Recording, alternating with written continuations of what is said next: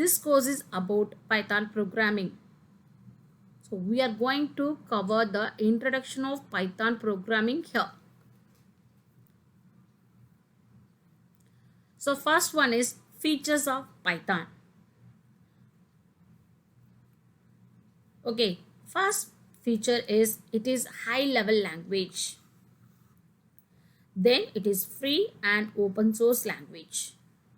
Then the second feature is it is the interpreted language. Then third one, Python programs are easy to understand because they have clearly defined syntax and relatively simple structure. Then fourth one, it is case sensitive. So which means the string number in capital letter and the string number in small letter are not same in Python.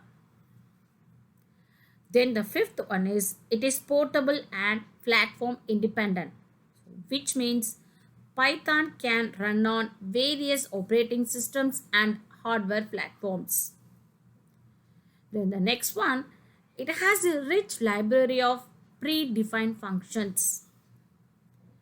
The next one, it is very helpful in web development. Many popular web services and applications are built using Python. Then the final one feature of Python is it uses the indentation for blocks and nested blocks.